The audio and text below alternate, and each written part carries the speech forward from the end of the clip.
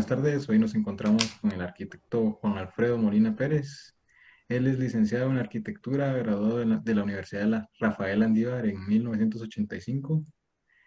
Es miembro de el American Institute of Architecture, Concrete Reinforcement Steel Institute y fundador gerente de la firma Molina Pérez, colaboradores, arquitectura y desarrollo de proyectos, actualmente arquitectual, y también se desempeña como catedrático en la Facultad de Diseño de la Universidad Rafael Andívar. Usted, como ya ha tenido mucha experiencia y creo que ha vivido bastante la evolución de la arquitectura desde sus inicios en la profesión, ¿cómo cree, cómo la ha visto?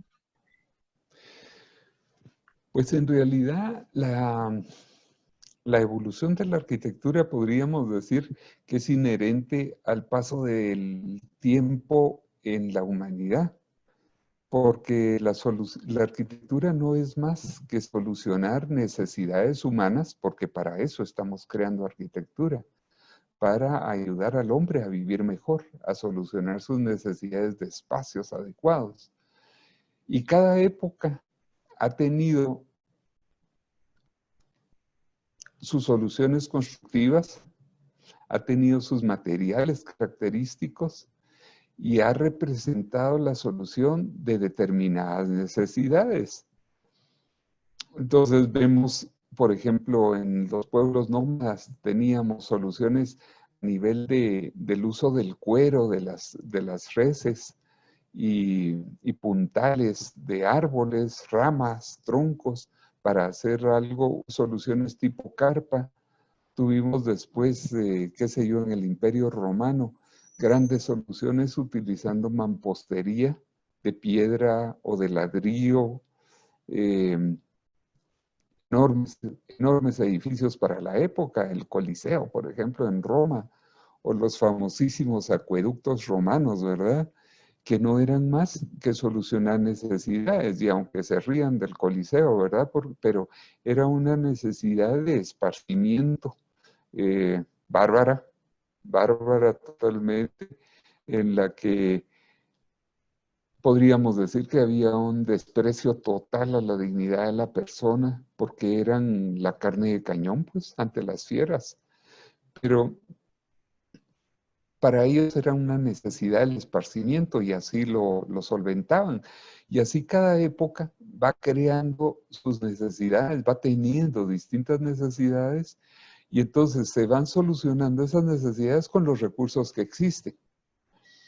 De repente, actualmente es muy común el tener soluciones en concreto reforzado o en acero, que son materiales que se han popularizado y que a nosotros, en una zona sísmica como en la que vivimos, en la que nos desarrollamos, pues nos da buenas soluciones, ¿verdad? ¿Y qué hacemos? Solucionar lo que tenemos a la mano, solucionar las necesidades que nos están planteando. Y estos son nuestros clientes, las personas que buscan asesoría para solucionar sus problemas. Porque aunque digan, yo ya diseñé 50 viviendas o 100 viviendas, cada familia va a tener su particular necesidad, sus particulares costumbres en solucionar la vivienda. Entonces, digamos, las soluciones en serie pueden ser buenas en cierta forma. Tal vez salen más baratas, tal vez facilitan la adquisición, lo que sea. Pero el que 100 familias vivan acopladas a una misma solución de vivienda, yo digo que cada una va buscando lo suyo, ¿verdad? Y no hay que caminar mucho. Por ejemplo, si vemos la colonia Minerva aquí en Quetzaltenango, estas eran casas todas iguales. Cuando se las entregaron a las personas a las que se les adjudicaron, todos tenían la misma casa. Sin embargo, pasen ahora ustedes por la colonia Minerva y yo creo que son muy pocas las casas que conservan la arquitectura original del proyecto. Cada familia ha ido haciéndole las adaptaciones a lo que necesita, ¿verdad? Eh, por eso los proyectos en serie tienen su lado bueno y su lado malo, ¿verdad? Su lado bueno en que solucionan masivamente, y eso es excelente. Y su lado malo, tal vez no es tan malo. Tal vez lo que le falta es pensar en la persona como eh, persona que vive en esa vivienda y que de una u otra manera la irá habilitando, la irá remozando o modificando a sus necesidades y a su conveniencia. Entonces, así como resumiendo, yo diría que la arquitectura no es más que solucionar las necesidades actuales del hombre utilizando los materiales y las técnicas constructivas que existan en ese momento. Y si lo ves así, empezás desde que el hombre es hombre hasta la fecha y la arquitectura ha evolucionado, los métodos constructivos han evolucionado y los materiales también han ido cambiando. Está bien, aquí, muchas gracias. ¿Qué tan fundamental cree usted que es la antropometría en un diseño? Bueno, es importante tomar en cuenta que nosotros como creadores de arquitectura, como diseñadores, lo que hacemos es manejar el espacio. Y para manejar el espacio lo hacemos en función de un canon. Y ese canon es el hombre. O sea, nuestra creación va a tener sentido en cuanto se adapte a las necesidades de la persona humana. Si no es así, como que estamos un poco desenfocados de lo que deberíamos pensar, ¿verdad? Entonces, si ustedes ven la antropometría, podemos decir que el hombre es como la medida permanente para la creación arquitectónica. Es cierto que las medidas de la persona han variado, pues en el siglo XVII las personas eran más bajitas, tal vez tenían una altura promedio de unos 65, unos 70 y mucho. Ahora encontramos ya personas altísimas, pues, y si están siguiendo los encuentros de la NBA, miran ustedes esos tipos de 2 metros 10, que es como el canon, ¿verdad? Ahí los tipos de 1,85, como era Kobe Bryant, son los chaparros del grupo, ¿no? Entonces, eso es importante. La antropometría es clave. La antropometría es clave porque nuestra creación es para el hombre. Y si no hay estudio de la persona, estamos desenfocados. Podemos pensar en gradas muy altas o en pasamanos muy bajitos. Y para eso nos sirven los cánones, ¿verdad? Ahí hay muchos, hay muchísimos. Hay libros interesantísimos de antropometría que son claves para cualquier diseño arquitectónico. ¿Nos puede dar algún consejo para nosotros que somos estudiantes de primer año? Pues miren, el consejo es comprometerse con lo que están haciendo. Porque si ustedes esperan llegar a ser arquitectos, deberían tratar, deberían luchar, deberían esforzarse por ser de los buenos. Porque así como hay arquitectos renombradísimos que a pesar de que ya van rascando los 80 años, como el famosísimo inglés Norman Foster o el italiano Renzo Piano, siguen siendo gente vigente, siguen siendo gente comprometida. Entonces, si ustedes esperan llegar a hacer eso, si ustedes esperan llegar a trascender a través de su trabajo como arquitectos, el consejo clave es vivir comprometidos con lo que esperan ser. El día de hoy nos acompaña el arquitecto Omar Serrano. Él es egresado de la Universidad de San Carlos de Guatemala. Cuenta con un máster en diseño de iluminación de la Universidad de Estudio de la Sabiduría de Roma, un máster de administración de proyectos en la Universidad Francisco Marroquín. También es catedrático de la Facultad de Arquitectura en la Universidad Da Vinci y en la Universidad UNIS. Antes que nada, arquitecto, muchas gracias por darnos este tiempo y poder aceptar la invitación a que le podamos hacer esta entrevista. Al contrario, agradecido con ustedes por la oportunidad y por tomarme en cuenta. Con mucho gusto. ¿Algún arquitecto que usted haya tomado así como modelo a seguir o que se haya inspirado en él? Mira, de hecho varios, o sea, me gusta la propuesta arquitectónica de muchos arquitectos mucho poco conocidos. De hecho, aquellos que a partir del 2000 empiezan a ganar los Pritzker de arquitectura son muchas firmas de arquitectura que tienen más relación con el desarrollo comunitario de arquitectura, que tiene que ver, o sea, es una arquitectura más humana, se dice en muchas nuevas teorías arquitectónicas y de diseño, una arquitectura como más humana en el sentido que es más participativa, menos escultórica, digamos, toda aquella propuesta que de alguna forma es como una contrapropuesta a los paradigmas de que la funcionalidad dicta, son propuestas donde es más, donde la comunidad, la población, el ser humano es más participativo y de alguna manera yo estoy más identificado con eso. Pero claro, digamos, históricamente Gropius es uno de los que más me cautiva porque la Bauhaus es algo que marca un antes y un después en el diseño arquitectónico, definitivamente. O sea, la revolución de las mentes creativas que se conjugaban en una misma escuela y ser Alemania, digamos, como el nido de ese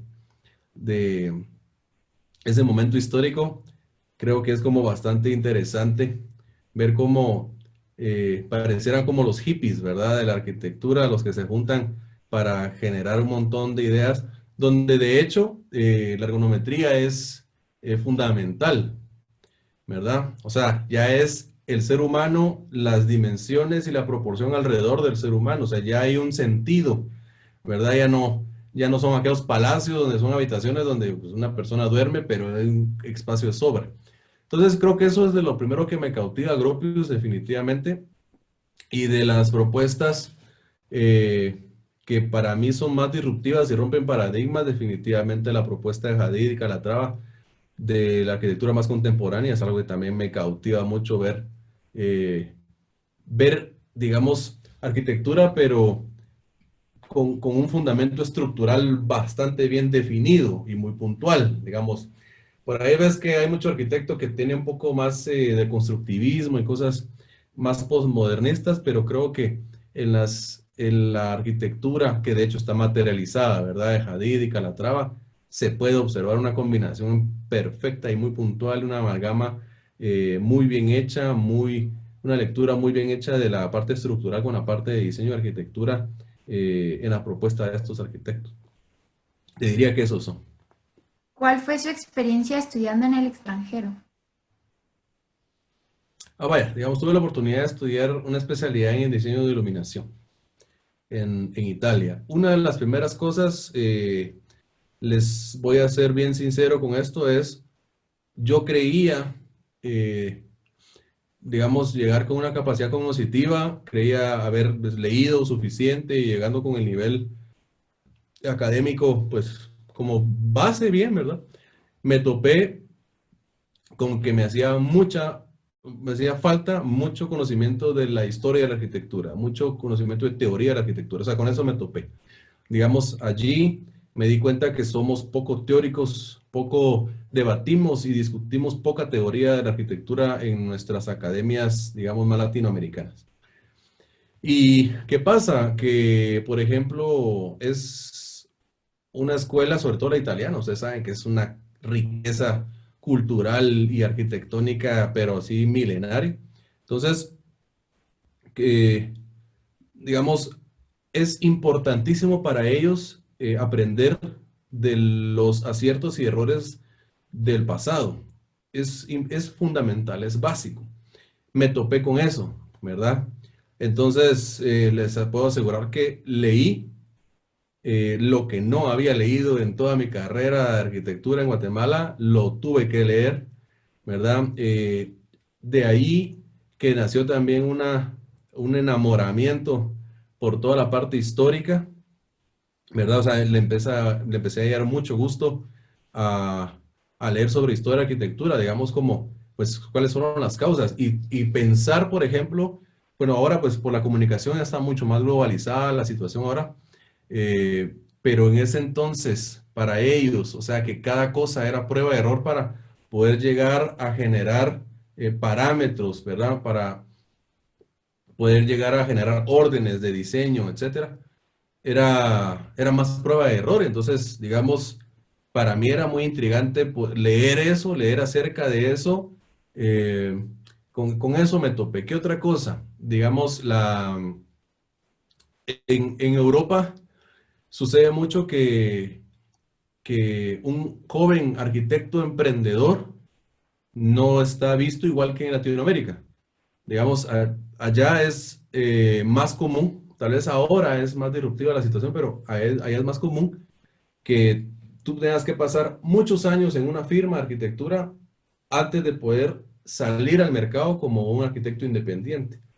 Porque si bien es cierto, o sea, imaginen cada edificio como para dejarlo en manos de alguien que acaba de graduarse. Entonces era otra perspectiva de la profesión, del ejercicio de la profesión. Es algo que también me quedó muy marcado. Y, y bueno, de ahí el discurso arquitectónico muy bien fundamentado. O sea, ahí no cabe el error, ¿verdad?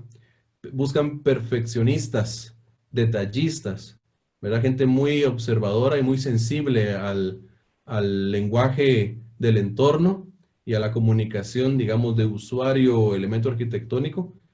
Y esa es otra cosa que al final, pues, alimenta tu discurso arquitectónico. Eso, digamos, por poner un resumen, son de las tres cosas con las que me topé y que quedaron más marcadas, digamos, en mi visión como diseñador arquitecto. Con esa experiencia que usted tiene, ¿qué cree que avances en cuanto al diseño se pueden implementar acá en nuestro medio? Sí, yo creo que muchos. De hecho, digamos, todo proyecto arquitectónico, pues obviamente nace de pretender una respuesta a una necesidad, ¿verdad? Una necesidad evidenciada. Pues alguien quiere una vivienda, alguien quiere un edificio de apartamentos, un edificio de oficinas, un comercial, lo que sea. Pues todo al final es respuesta a algo. Yo lo que pensaría es que pues no estamos tan lejos de ser un poco más sensibles, como lo mencionaba, para que nuestras respuestas como arquitectos de verdad respondan a una demanda, pero que al mismo tiempo nuestros proyectos contribuyan al desarrollo de sociedades. Al final es eso, o sea, por ejemplo, la situación que estamos viviendo ahora nos está arrojando mucha información, ¿verdad? Nuestro entorno nos da mucha información, pero tenemos que ser sensibles a esa información para poder transformarlo en respuestas oportunas, en respuestas que no solo sea la fotografía y con lo que yo reciba un premio, un halago, o yo reciba, eso pues es temporal, es momentáneo, efímero de alguna manera. Eh, Sin embargo, tu respuesta queda a través del tiempo, como mencionaba al inicio, pero entonces ahí se adhiere una responsabilidad. Y para ser, digamos, pues 100% oportuno en esa responsabilidad adquirida, debemos ser más sensibles, ¿verdad? Sumar los errores del pasado a lecciones aprendidas y sumarle, digamos, tu situación actual, una lectura sensible de tu situación actual, para que esos sean proyectos que sean para largo plazo y que ayuden al desarrollo de las sociedades o las comunidades a las que estás aportándole, digamos, tu propuesta arquitectónica. Yo siento que esa es una de los retos del arquitecto de ahora y es algo que definitivamente y por la situación en la que estamos actualmente y los retos que tiene el gremio, es algo que definitivamente tenemos que ir mejorando, ir cambiando para mejor, ¿verdad? Ahora nos podría exponer algún detalle de un proyecto Ah, que va. haya realizado. Pues bueno, lo que se hizo aquí fue un levantamiento en 3 dimensiones de la fachada y lo que nos pidieron fue un proyecto de iluminación.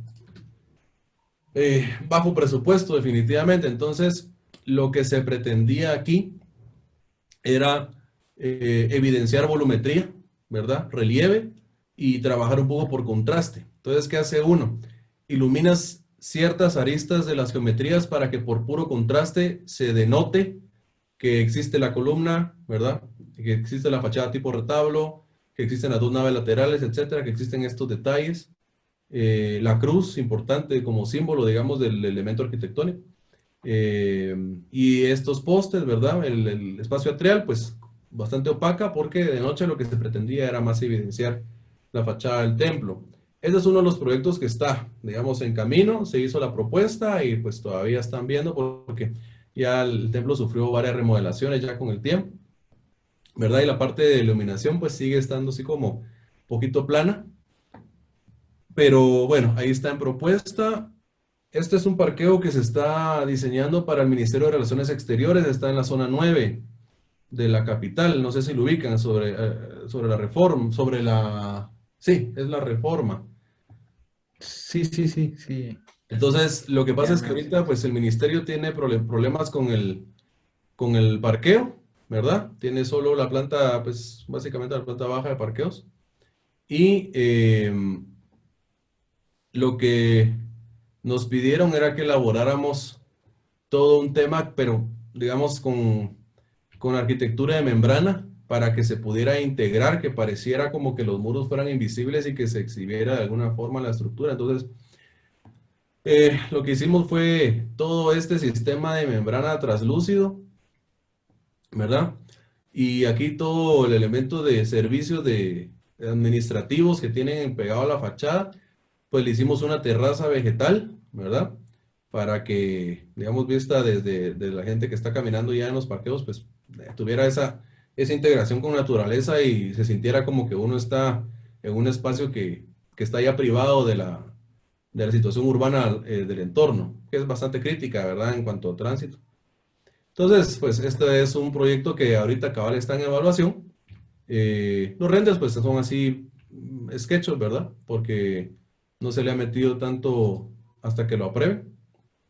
Ese es otro proyecto que estábamos trabajando. Luego es este, ¿ve? No sé si lo han visto, está a una cuadra, a una media cuadra de la Torre del Reformador. Sí, sí, lo he visto, no sabía. Va. Pero no sabía qué era. Es Ajá. para rural. Ahora pues el edificio ya tiene los logos y todo. Eh, vamos a verlo de esta manera. Hasta Barural, el color, ¿no? ¿qué Perdón. manda? El color de Ban Rural son Sí, el... son los colores de Barural. Pero vamos a verlo de Ujú. esta manera. El banco dijo, quiero un activo que sea lo más económico para que lo que podamos meterle de plata vaya en los recursos de ahorro energético. O sea, toda la tecnología que sea de punta. Pero para eso necesitamos que sea lo más austero posible en fachada, etcétera, etcétera, etcétera. Ok. Entonces, ¿qué hicimos nosotros? Nos fuimos a la versión más básica, ¿verdad? O sea, estos elementos horizontales que básicamente nos están evidenciando cuáles son los niveles, el acristalamiento, los vidrios, ¿verdad? De horizontalidad pura y paneles. Estos son rollformados, ¿verdad? Paneles microperforados. ¿Y con qué es lo que intentamos lograr con estos paneles microperforados? Si se dan cuenta, pues hay ciertas transparencias con los paneles. Era tener un porcentaje de paso de luz y tener un control de ese paso de luz y generar estos pasillos para, digamos, simular lo que pudiera ser una fachada ventilada y poder tener control de la ventilación interna del edificio. Yo les voy a pasar más imágenes del interior y todo para que ustedes puedan percibir un poco cuál es la sensación que se tiene del interior, que tal vez esta no sea como la mejor imagen de todas, ¿verdad? Eh, de ahí, sí, lástima que no hay una con el logo. Vamos a ver esta.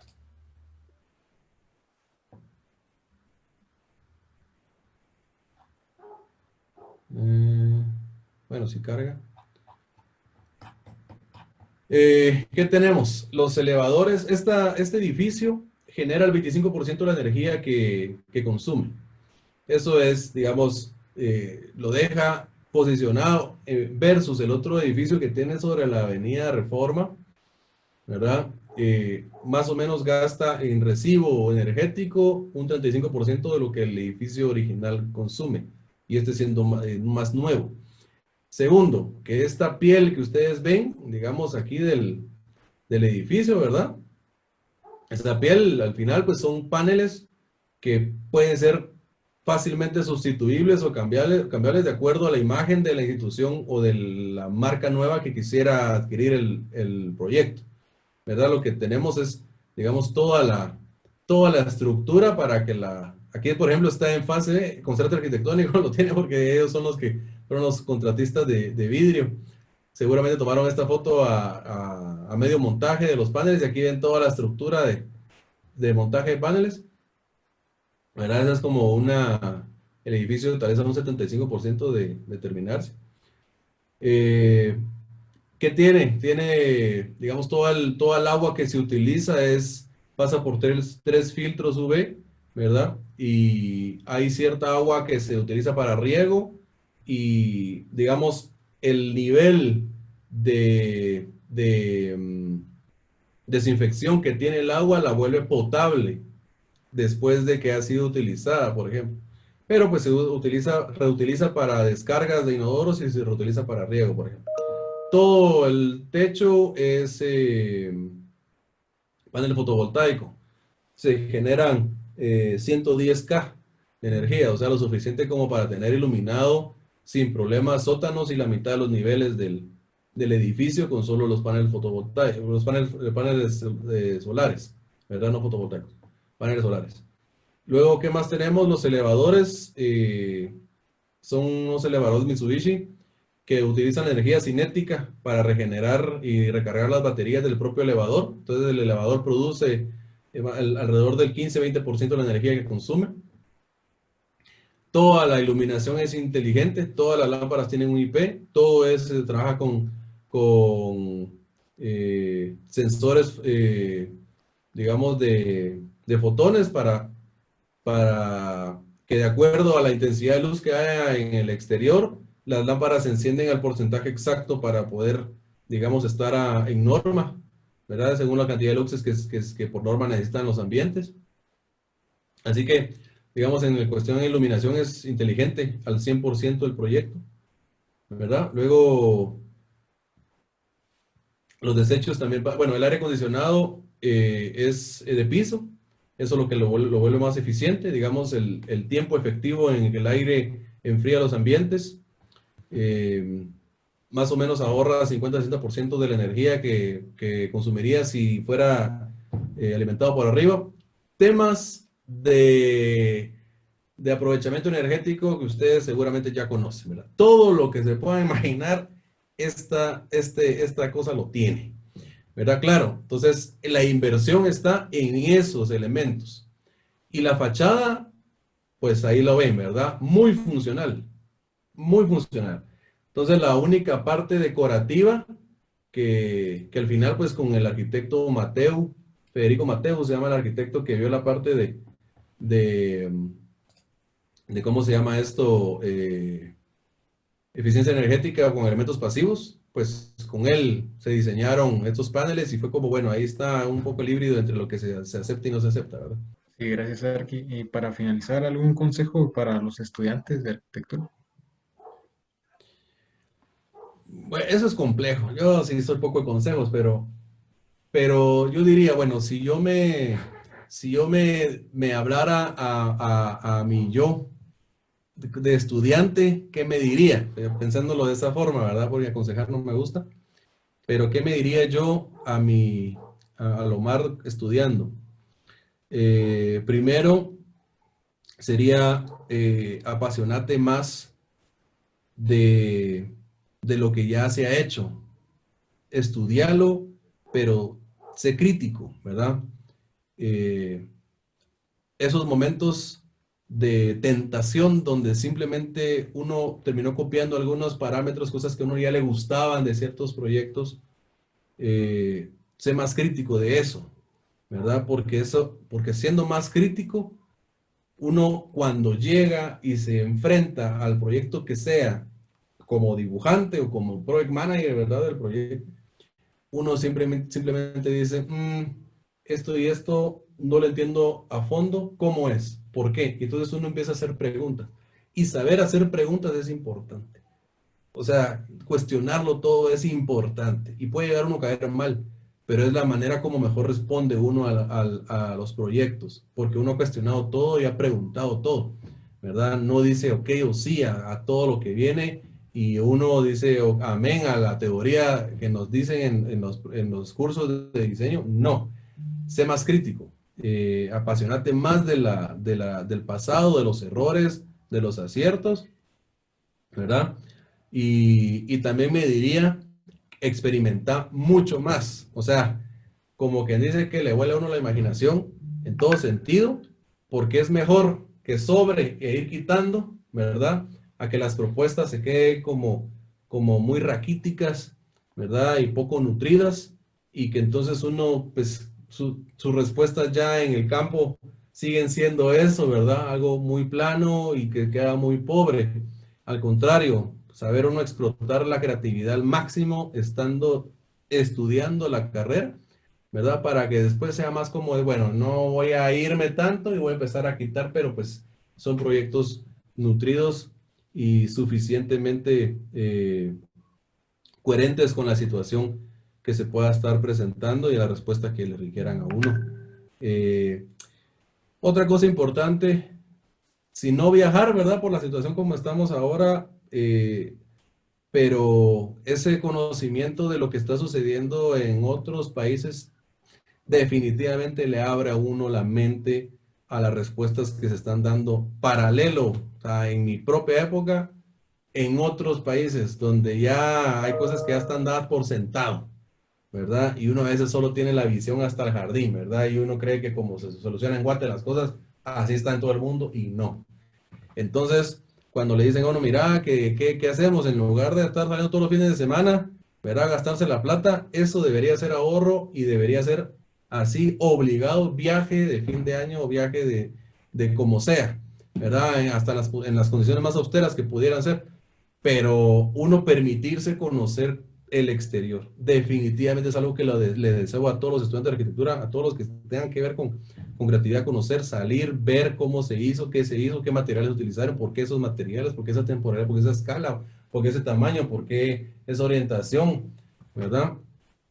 Eso es algo que debería ser parte de nuestra agenda, ¿verdad? De estudios de nuestro pensum, ¿verdad? Permitirse uno eso, porque va nutriendo, como les digo, el criterio y la capacidad de respuesta es mucho mejor.